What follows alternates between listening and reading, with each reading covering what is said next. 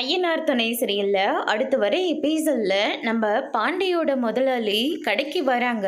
என்னென்ன விஷயம் வாங்கின அப்படின்னு சொல்லிட்டு சேர் போட்டு உட்கார வைக்கிறாங்க. இதுக்கு மேலும் இந்த கடையை வச்சு என்னால் மெயின்டைன் பண்ண முடியாது, அதனால் நீயே இந்த கடைக்கு முதலாளி ஆயிடு, ஒரு 3 லட்சம் மட்டும் கொடுத்துட்டு இந்த கடையை நீயே லீஸுக்கு எடுத்துக்கோ அப்படின்ற மாதிரி சொல்லிடுறாங்க. இதை கேட்டோன்னே பாண்டி இருந்துட்டு பயங்கரமாக ஷாக் ஆகுறாங்க. வீட்டில் வந்து சொல்கிறாங்க, சூப்பர்ரா பாண்டி, நீ முதலாளி ஆக போறடா அப்படின்ற மாதிரி சொல்கிறாங்க. அதுக்கு அடுத்ததான் நிலா இருந்துட்டு இந்த மாதிரி ஒரு வாய்ப்பு கிடைக்கிறது ரொம்பவே அபூர்வம், இது உங்களுக்கு கிடைச்சிருக்கிறது ரொம்ப நல்ல காரியம் அப்படின்ற மாதிரி எல்லாருமே வந்து பாண்டியை வந்து பாராட்டி தள்ளுறாங்க. அதுக்கு அடுத்ததாக பாண்டி இருந்துட்டு தயங்கிட்டே நின்றுட்டு இருக்காங்க.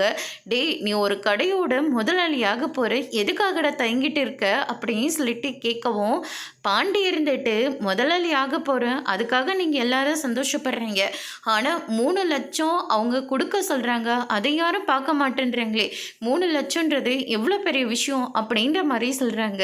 டே, நீ ஒரு கடையோட முதலாளி ஆக போகிற, அதுக்கு ஈடாக இந்த 3 லட்சம்லாம் ஒன்றுமே கிடையாது, பார்த்துக்கலாண்டா அப்படின்ற மாதிரி நம்ம சோழன் வந்து சொல்லிக்கிட்டு இருக்காங்க. நிலா இருந்துட்டு அதான் நம்ம இத்தனை பேர் இருக்கோம்ல, கண்டிப்பாக பார்த்துக்கலாங்க அப்படின்ற மாதிரி சொல்லிடுறாங்க. பாண்டியும் இதை கேட்டு ரொம்பவே சந்தோஷப்படுறாங்க. வானதி வந்திருக்காங்க.